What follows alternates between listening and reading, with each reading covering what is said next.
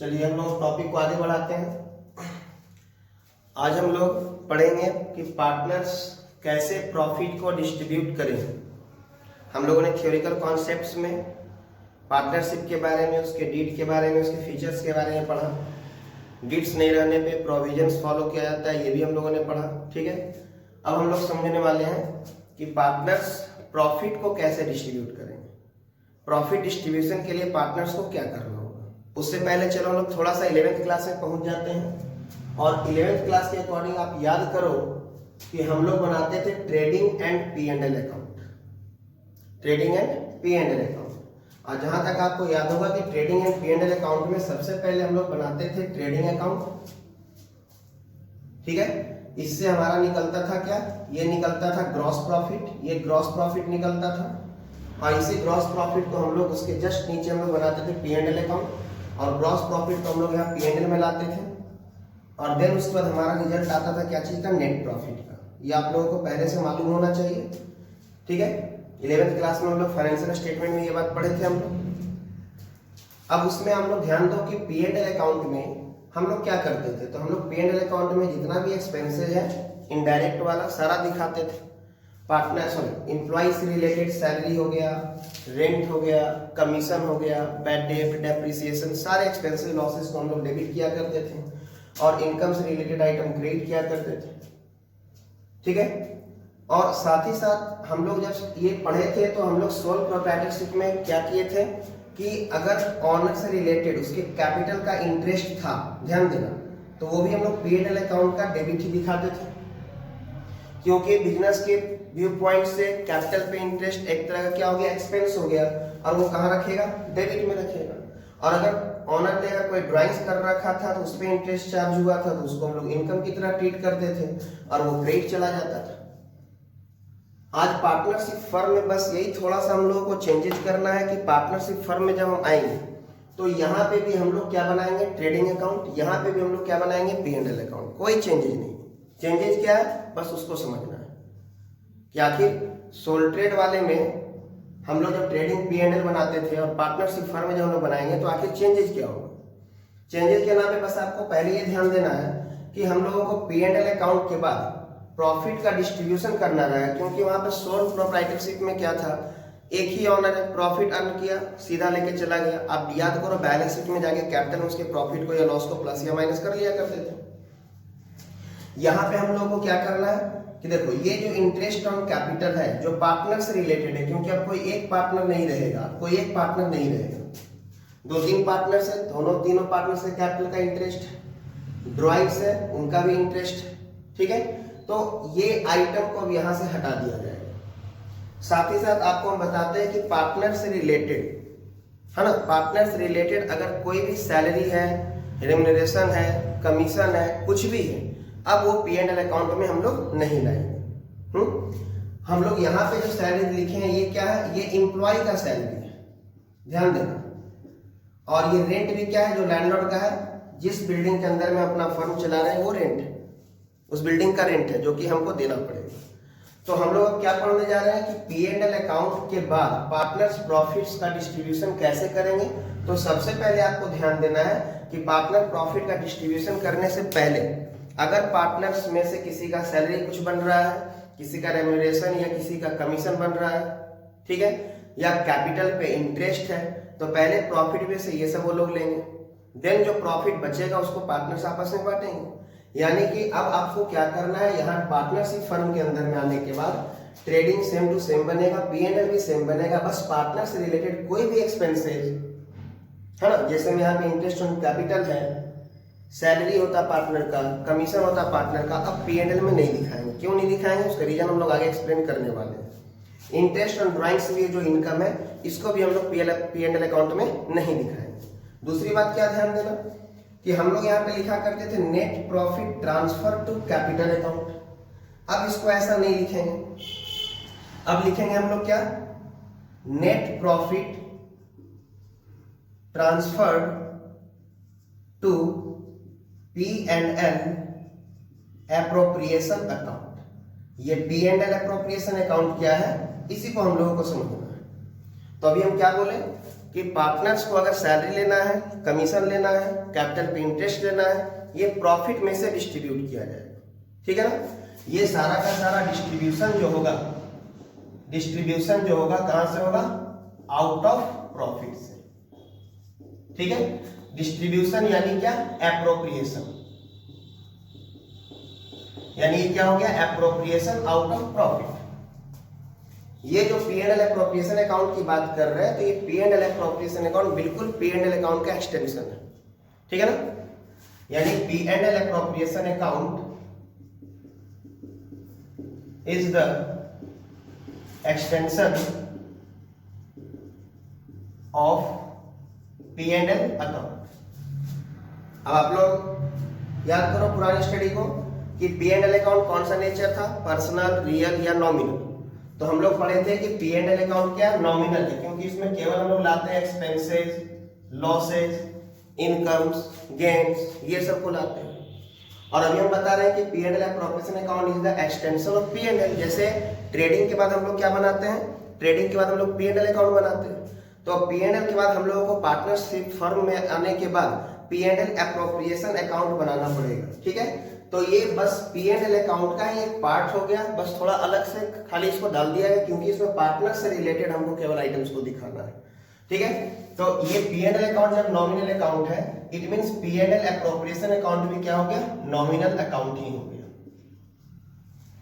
एक एमसीक्यू आप यहां क्लियर कर सकते हो कि P&L appropriation account nominal, personal और रियल नहीं।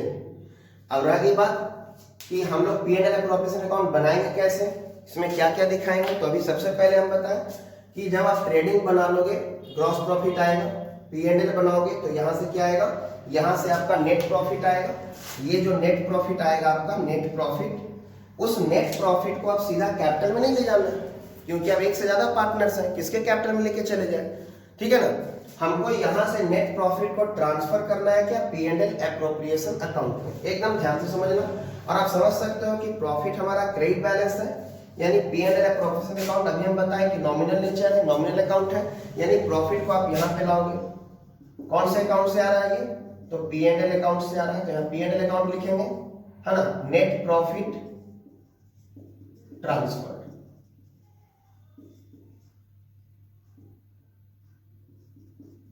नेट प्रॉफिट ट्रांसफर, इसको क्रेडिट में लाकर लिखा। अभी आप इतना समझ सकते हो कि ये प्रॉफिट बैलेंस था, क्रेडिट में लिखा गया। क्यों लिखा गया उसके लिए जर्नल का कॉन्सेप्ट जब बताया जाएगा तो और अच्छे से क्लियर होगा। अभी आप इतना समझ सकते हो कि प्रॉफिट है, इसको यहां लाके ट्रांसफर कर लिया गया। ठीक है। अब समझो बात को कि अगर मानकर चलो कि फर्म के अंदर में लॉस हो जाता, लॉस होता, तो उसको हम लोग कहां लाकर लिखते हैं? डेबिट में लिखते हैं। ठीक है। यानी कि यहां पे लिख देते हैं to P&L account, to P&L account. ये क्या रहता? नेट लॉस रहता। मोस्टली क्वेश्चन में आपका प्रॉफिट ही आता है, लगभग क्वेश्चन में आपका प्रॉफिट आएगा, लॉस वाला आइटम्स रहेगा नहीं। तो इसको आप नहीं भी यहाँ रखो तो कोई दिक्कत नहीं है। तो प्रॉफिट को हम लोग क्या कर लिए? ट्रांसफर कर लिए। ठीक है। अब यहाँ पर ध्यान दो, इसको हम चलो हटा ही लेते हैं, अभी कोई जरूरत नहीं है इसका। अब यहाँ पे मान लेते हैं कि फर्म प्रॉफिट में था, प्रॉफिट को यहाँ पे हम डाल दिए P&L अकाउंट के नाम से। अब पार्टनर से रिलेटेड जो जो एक्सपेंसेस था, सबसे पहले तो ध्यान दो कि यहाँ पे से हमने क्या हटाया? इंटरेस्ट ऑन कैपिटल की। अब इसको P&L अकाउंट में नहीं रखना है, इसको कहाँ लाना है? P&L एप्रोप्रिएशन अकाउंट में। तो एक्सपेंसेज है ये, बिजनेस के यानी फर्म के व्यू पॉइंट से क्या एक्सपेंसेज है, ये डेबिट ही रहेगा। इंटरेस्ट ऑन कैपिटल जिसका भी होगा, है ना। ए का होगा, मान लो 2 पार्टनर्स है, बी का होगा, हम यहाँ पे डेबिट कर दिए। अब मानकर चलो पार्टनर्स ने कोई एक्स्ट्रा वर्क किया, उसका सैलरी या कमीशन बना। ठीक है ना। तो 2 क्या हो जाएगा? पार्टनर्स सैलरी, मान लो ए का सैलरी बना, बी का सैलरी बना।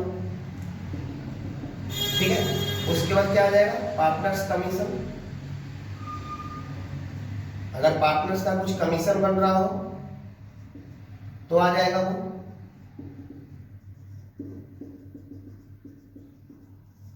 इसको ले आएंगे।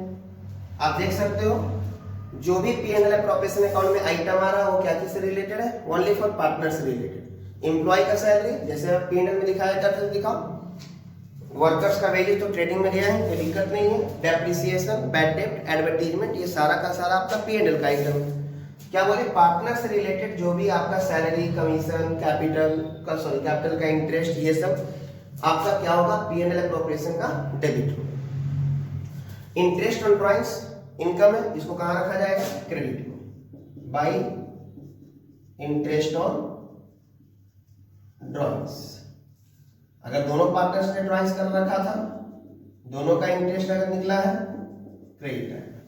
यानी कि आप कह सकते हो कि जो नेट प्रॉफिट आया था और जो हमारा इंटरेस्ट ऑन ड्राइंग्स आया था, ये दोनों का दोनों जो हमारा टोटल इनकम है, इस टोटल अमाउंट को पार्टनर्स को डिस्ट्रीब्यूट करना है। उससे पहले पार्टनर्स को कैपिटल पे इंटरेस्ट देना है, सैलरी देना है, कमीशन देना है। ये सारा P&L एप्रोप्रिएशन का डेबिट हो जाएगा। ये एक्सपेंसेज है पार्टनर से रिलेटेड, इसको हम डेबिट कर रहे हैं, बस केवल पार्टनर से रिलेटेड। अब यहाँ पे एम्प्लॉय का सैलरी नहीं ले आएंगे, एडवर्टीजमेंट नहीं लाएंगे, क्यों नहीं लाएंगे, ये सारा रीजन अभी चलेगा, ध्यान दो इधर। अब इतना के बाद हो सकता है कि पार्टनर्स ने मिलकर के, यानी फर्म ने डिसाइड कर रखा था कि प्रॉफिट में से कुछ अमाउंट हम रिजर्व में ट्रांसफर करेंगे, है ना। रिजर्व के बारे में हम लोग तो 11th क्लास में ही पढ़े थे। तो वो रिजर्व को हम लोग क्या करेंगे, यहाँ पे लेते आएंगे। प्रॉफिट का जो भी हिस्सा यहाँ पे डाला जाएगा, हो सकता है प्रॉफिट का 10% बोल दे, प्रॉफिट का 20% बोल दे, कुछ भी, ठीक है ना। इससे रिलेटेड क्वेश्चन बनता है आपका। कभी कभी लिख देगा नेट प्रॉफिट का 10% और कभी कभी लिख देगा डिविजिबल प्रॉफिट का 10%। ये हमारा ग्रॉस प्रॉफिट है, ये मेरा नेट प्रॉफिट है। डिविजिबल प्रॉफिट क्या होता है, अगर नेट प्रॉफिट बोलेगा तो नेट प्रॉफिट बोलेगा तो देखो हमारा नेट प्रॉफिट यहाँ पे है। अगर मान लो यहाँ पे 5 लाख रुपया था, अब फर्म डिसाइड किया कि नहीं, नेट प्रॉफिट का 10% ही रिजर्व में ट्रांसफर कर देना है, तो 5 लाख का 10% ही हमारा क्या आ जाएगा, जनरल रिजर्व में आ जाएगा। लेकिन अगर फर्म डिसाइड करती है कि नहीं, हम लोग डिविजिबल प्रॉफिट का 10% ट्रांसफर करेंगे, तो अब ये डिविजिबल प्रॉफिट क्या है, उस चीज को समझना है। डिविजिबल प्रॉफिट मतलब क्या, कि नेट प्रॉफिट आने के बाद इंटरेस्ट ऑन ड्राइंग्स अगर है तो उसको प्रॉफिट में प्लस कर लेने के बाद पार्टनर्स ने अपने कैपिटल पे इंटरेस्ट रखा, बाकी पार्टनर्स ने कोई सैलरी रखा अपना, कोई कमीशन रखा, उसके बाद जो प्रॉफिट बच गया उसी को कहा जाता है डिविजिबल प्रॉफिट कहा जाता है।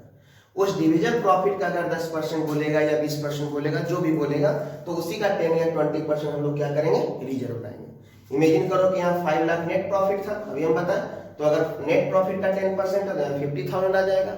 और मान लो यहाँ 5 लाख नेट प्रॉफिट था, यहाँ इंटरेस्ट ऑन ड्राइंग्स आने के बाद कैपिटल पे इंटरेस्ट, सैलरी, कमीशन, ये सारा चार्ज करने के बाद, यानी प्रॉफिट से माइनस करने के बाद मानकर चलो यहाँ 3 लाख बच रहा है। मतलब कि डिविजिबल प्रॉफिट कितना बच रहा है, 3 लाख। और फर्म क्या बोल रहा है कि डिविजिबल प्रॉफिट का 10% हमको दिखाना है, तो 3 लाख का 10% यहाँ कितना आ जाएगा, 30,000। ये दो तरह से रिजर्व का क्वेश्चन आपके बुक में रहता है। अच्छा, आप ये भी ध्यान देना कि आपके क्वेश्चन में जितना बुक में क्वेश्चन है सब में कैपिटल, सैलरी, कमीशन, पार्टनर से रिलेटेड बहुत इतना ही रहेगा, उससे ज्यादा कोई आइटम नहीं। रेम्यूनरेशन वर्ड बहुत कम ही मिलेगा, सैलरी है, कमीशन है, कैपिटल पे इंटरेस्ट है, यही आपका सारे क्वेश्चंस में घूमते रहता है, ठीक है। तो अगर कोई डिविजिबल प्रॉफिट है तो उसके अकॉर्डिंग अगर बोलता है कि हाँ रिजर्व में ट्रांसफर करना है तो उसको भी कर देंगे। यानी रिजर्व में ट्रांसफर दो तरीके से, या तो डायरेक्ट नेट प्रॉफिट से, या तो डिविजिबल प्रॉफिट जो कैसे निकलता है अभी हम बताएं कि नेट प्रॉफिट में इंटरेस्ट ऑन ड्राइंग्स प्लस कर लो और पार्टनर्स का जो जो एक्सपेंसेस सारा दे लो, देन उसके बाद जो प्रॉफिट बचा वो क्या बनता है, डिविजिबल प्रॉफिट बनता है, ठीक है। डिविजिबल प्रॉफिट बन जाता है, उसका अगर 10% बोल देगा तो क्या बन जाएगा, जनरल रिजर्व, ठीक है। अब जनरल रिजर्व दे लेने के बाद फिर जो प्रॉफिट बचा अब उसको डिविजिबल बोलेंगे, क्योंकि यहाँ पर सब कुछ चार्ज करने के बाद 3 लाख बचा, तो 3 लाख डिविजिबल प्रॉफिट था। लेकिन अब एग्रीमेंट में क्या फर्म ने क्या डिसाइड किया कि नहीं, जितना भी डिविजिबल प्रॉफिट आ रहा था उसका 10% रिजर्व में डाल दो, तो 30,000 अगर रिजर्व में डाल दिए तो बच गया 2,70,000, 2,70,000, तो 2,70,000 अब बन जाएगा क्या, डिविजिबल प्रॉफिट। तो हम इसमें यहाँ पे टोटल करेंगे, टोटल करने के बाद अब यहाँ पर जो प्रॉफिट बचेगा यही प्रॉफिट बनेगा आपका डिविजिबल प्रॉफिट बनेगा, जिसको पार्टनर्स आपस में डिस्ट्रीब्यूट करेंगे टू प्रॉफिट ट्रांसफर्ड। तो क्या हो जाएगा, मान लो 2 पार्टनर्स थे तो लिखेंगे A is capital account, B is capital account, ठीक है, और प्रॉफिट का डिस्ट्रीब्यूशन हो जाए। अब प्रॉफिट का डिस्ट्रीब्यूशन के लिए जो रेशियो डिसाइड किया गया है ना, प्रॉफिट शेयरिंग रेशियो PSR, यानी प्रॉफिट शेयरिंग रेशियो, जो भी डिसाइड किया गया था डीड में उसको फॉलो करेंगे। 2:1 है, 3:1 है, कैपिटल रेशियो है। और अगर डीड में डिसाइड ही नहीं हुआ था, डीड में मेंशन ही नहीं था कि प्रॉफिट कैसे बांटना है, तो बताए थे कौन सा रेशियो हो जाएगा, इक्वल, यानी दो पार्टनर से दोनों क्या करेगा, इक्वल बांटेगा। तो आप देख सकते हो कि आफ्टर P&L आपको क्या बनाना है, P&L एप्रोप्रिएशन बनाना है। ठीक है, इस P&L एप्रोप्रिएशन में इन शॉर्ट आप समझो आपको दिखाना क्या है, कुछ नहीं, बस नेट प्रॉफिट को यहाँ पे ले आओ। अगर इंटरेस्ट ऑन ड्राइंग से तो इनकम है, उसको लाके यहाँ दिखा दो क्रेडिट में, क्योंकि इनकम क्रेडिट बैलेंस होता है। डेबिट साइड में कैपिटल पे अगर इंटरेस्ट है तो उसको लाएंगे, पार्टनर्स किसी पार्टनर्स का सैलरी है उसको लाएंगे, किसी पार्टनर्स का कमीशन उसको लाएंगे, कोई रेम्युनरेशन है तो उसको लेते आएंगे। उसके बाद जो प्रॉफिट बचेगा वो पार्टनर्स बांट लेगा। जरूरी नहीं है कि हर क्वेश्चन में आपका रिजर्व आए ही, ये रिजर्व जो है हर क्वेश्चन में आपका आने वाला नहीं है ना। लेकिन जिस क्वेश्चन में बोल देगा कि नहीं डिविजुअल प्रॉफिट का 10% देना है, तो अगर 3 लाख रुपए डिविजुअल प्रॉफिट आ रहा था तो पहले हम 10% दे लेंगे 30,000, देन बचेगा 2,70,000, तो 2,70,000 को पार्टनर्स डिस्ट्रीब्यूट करेंगे। कौन से रेशियो में, क्वेश्चन में लिखा रहेगा प्रॉफिट शेयरिंग रेशियो, नहीं लिखा हुआ है तो डीड के अकॉर्डिंग हम लोग पढ़े थे कि अगर डीड में प्रॉफिट शेयरिंग रेशियो के बारे में कोई डिटेल नहीं किया गया है, मेंशन कुछ नहीं हुआ है, तो हम लोग प्रोविजंस को फॉलो करते हैं। अब प्रोविजंस के अकॉर्डिंग प्रॉफिट कैसे बंटना चाहिए, इक्वली। ठीक है ना, सेक्शन 13 सबसेक्शन बी, प्रॉफिट कैसे बंटना चाहिए, इक्वली, यानी दोनों पार्टनर्स क्या करेंगे, इक्वल बांटेंगे। ठीक है, रिजर्व सारे क्वेश्चन में नहीं रहेगा, ये ध्यान देना। अब यहाँ पर आ जाओ इंटरेस्ट ऑन कैपिटल के बारे में। देखो हम लोग जो भी पार्टनर्स को कैपिटल पे इंटरेस्ट या सैलरी या कमीशन दे रहे हैं, सब डीड के अकॉर्डिंग दे रहे हैं। डीड में लिखा है तभी दे रहे, नहीं तो नहीं दे रहे, क्योंकि हम लोग पढ़े थे पिछले क्लास में कि अगर डीड साइलेंट है या डीड में पार्टनर्स के सैलरी को लेकर के, पार्टनर्स के कमीशन को लेकर के, इंटरेस्ट ऑन कैपिटल को लेकर के अगर कुछ मेंशन नहीं किया गया है, तो हम लोग पढ़े थे कि पार्टनर्स को कोई भी सैलरी, कोई भी कमीशन, कोई भी रेम्युनरेशन नहीं दिया जाएगा। अगर पार्टनर्स प्रॉफिट शेयरिंग की बात करते हैं तो प्रॉफिट कैसे बटेगा, इक्वली बटेगा। अगर पार्टनर्स कैपिटल पे इंटरेस्ट चाहते हैं तो कैपिटल पे इंटरेस्ट चार्ज नहीं किया जाएगा, इंटरेस्ट अलाउ कैपिटल पे नहीं होगा, ड्राइंग्स पे भी इंटरेस्ट अलाउ नहीं होगा, है ना। और हम लोग लोन के बारे में पढ़े थे कि अगर फर्म को पार्टनर ने लोन दिया है तो उस पर कितना इंटरेस्ट आ जाएगा, 6%। तो हम लोग डीड के अकॉर्डिंग P&L एप्रोप्रिएशन में प्रॉफिट का डिस्ट्रीब्यूशन कैपिटल के सेंस में, सैलरी या कमीशन के सेंस में करते हैं। उसके बाद भी प्रॉफिट बच जाता है तो उसको हम लोग कहते हैं डिविजिबल प्रॉफिट, जिसको पार्टनर्स प्रॉफिट शेयरिंग रेशियो में डिस्ट्रीब्यूट करते हैं। ठीक है, तो ये एक हो गया सिंपल सा टॉपिक आपका कि P&L के बाद हम लोग क्या बनाते हैं, P&L एप्रोप्रिएशन। एप्रोप्रिएशन मतलब क्या है, डिस्ट्रीब्यूशन ऑफ प्रॉफिट। हाँ, तो आप समझ सकते हो कि एम्प्लॉय का सैलरी और पार्टनर का सैलरी में क्या डिफरेंस हुआ। एम्प्लॉय का सैलरी ये P&L अकाउंट में, पार्टनर का सैलरी P&L एप्रोप्रिएशन अकाउंट में। एजेंट का अगर कमीशन है तो P&L अकाउंट में, और अगर पार्टनर का अगर कोई कमीशन बढ़ रहा है तो P&L एप्रोप्रिएशन अकाउंट में। देखो ये सारे को कहा जाता है, ये सारे को चार्ज अगेंस्ट प्रॉफिट। ठीक है, और इन सारे को कहा जाता है एप्रोप्रिएशन आउट ऑफ प्रॉफिट, है ना। आप इसका स्क्रीनशॉट ले सकते हो पहले। अब देखो ये सारा का सारा क्या है, ये सारा का सारा क्या है, एप्रोप्रिएशन है। मींस फर्म जब प्रॉफिट में है तभी पार्टनर्स को इंटरेस्ट ऑन कैपिटल अलाउ किया जाएगा, पार्टनर्स को सैलरी मिलेगा, पार्टनर्स को कमीशन मिलेगा। ठीक है, लेकिन फर्म अगर लॉस में है तो ये सारा चीज पार्टनर्स को नहीं मिलने वाला है। लेकिन आप खुद सोचो कि क्या आप अपने एम्प्लॉय को सैलरी नहीं दोगे, क्या अपने लैंडलॉर्ड को आप रेंट नहीं दोगे, हाँ डेप्रिसिएशन नहीं चार्ज करोगे, करना पड़ेगा। फर्म लॉस में भी है तो भी करना पड़ेगा। चार्ज अगेंस्ट प्रॉफिट का मतलब होता है कि इवन फर्म लॉस में ही क्यों ना चल जाए, आपको ये एक्सपेंसेस आपको दिखाना है, आपको P&L अकाउंट में चार्ज करना है। तो एकदम शॉर्टकट चलते हैं हम लोग कि P&L में हम लोग जो भी आइटम्स को दिखा रहे हैं वो चार्ज अगेंस्ट प्रॉफिट है, और P&L एप्रोप्रिएशन में जो आइटम्स को दिखाते हैं वो होता है appropriation out of profit. Appropriation out of profit means profit में से डिस्ट्रीब्यूशन। और चार्ज अगेंस्ट प्रॉफिट का मतलब फर्म प्रॉफिट में हो, लॉस में हो, नो मैटर, डिस्ट्रीब्यूशन तो करना, मतलब कि एम्प्लॉय को सैलरी, रेंट, ये सब तो उनको पेमेंट करना ही करना है, हर हाल में करना है। ठीक है। अब ये इंटरेस्ट और कैपिटल के बारे में हम लोग पढ़ रहे हैं अभी कि एप्रोप्रिएशन है, लेकिन थोड़ा सा इसका टॉपिक आगे चलकर और बढ़ने वाला है, जिसमें कहीं कहीं पे लिखा है कि नहीं ये भी क्या है, चार्ज अगेंस्ट प्रॉफिट है। तो अभी के लिए आप इसको थोड़ा देर के लिए साइलेंट करो। अभी आप इतना ही मानकर चलो कि नहीं इंटरेस्ट ऑन कैपिटल जो पार्टनर से रिलेटेड है, सैलरी, कमीशन, ये सारे के सारे क्या है, एप्रोप्रिएशन आउट ऑफ प्रॉफिट है। मींस फर्म जब प्रॉफिट में रहेगा तभी पार्टनर्स ये सब ले सकते हैं, नहीं तो नहीं ले सकते। मतलब कि तभी हम पीएल एप्रोप्रिएशन में दिखाएंगे, नहीं तो फिर नहीं दिखाएंगे। ठीक है, तो ये हो गया आपका पार्टनरशिप के अकॉर्डिंग ट्रेडिंग, P&L और P&L एप्रोप्रिएशन अकाउंट। ये अकाउंट से रिलेटेड अब इसका जर्नल हम आप लोगों को नेक्स्ट वीडियो में बताएंगे, नेक्स्ट क्लास में आप लोगों को हम इसके जर्नल के बारे में समझाएंगे। ठीक है, और बाकी इस कॉन्सेप्ट को तो आप 11th में पढ़े ही थे, बस 11th वाले में से क्या हटाना है, interest on capital, interest on drawings, ये हटा लेना है। हालांकि हम अभी फिर से बोल रहे हैं आप लोगों को कि इंटरेस्ट ऑन कैपिटल के बारे में आगे हम लोग फिर से डिस्कशन करने वाले हैं। ठीक है ना, कि कभी कभी इसके बारे में लिख दिया कि नहीं इसको चार्ज मानो, यानी चार्ज अगेंस्ट प्रॉफिट मानो, तो हमको उसको P&L में दिखाना पड़ेगा। तो अभी इसको थोड़ा देर के लिए हम छोड़ दें। हाँ, अभी इसको हम लोग को इग्नोर करके चलना है, बस हम लोग को केवल ध्यान देना है कि अभी हम लोग को इंटरेस्ट ऑन कैपिटल या पार्टनर का सैलरी कमीशन सब क्या आएगा, एप्रोप्रिएशन में आएगा। डेबिट में क्यों आ रहा है आप समझ रहे हो, बिजनेस के व्यू पॉइंट से क्या है, सारे के सारे एक्सपेंसेस है, इंटरेस्ट ड्राइंग्स क्या है, इनकम। फिर इसका हम लोग जर्नल को सेट करेंगे तो उससे हम लोग और अच्छे से क्लियर होगा कि ये डेबिट क्यों हो रहा है, ये क्रेडिट क्यों हो रहा है ना। रिजर्व को दो कंडीशन में दे सकता है, या तो नेट प्रॉफिट से दे सकता है या तो डिविजन प्रॉफिट से दे सकता है। नेट प्रॉफिट से देगा तो सीधा यहाँ पे जो नेट प्रॉफिट आया था, मींस यहाँ से जो ट्रांसफर होकर वहां गया था, सीधा उसका 10% रिजर्व डाल देंगे, फिर उस समय इसको आप ऊपर भी लिख सकते हो, कोई दिक्कत नहीं है। इसके आगे हम लोग नेक्स्ट क्लास में इसके जर्नल के बारे में हम लोग डील करेंगे कि जर्नल इसका कैसे किया जाता है। इसका आप लोग स्क्रीनशॉट लेंगे।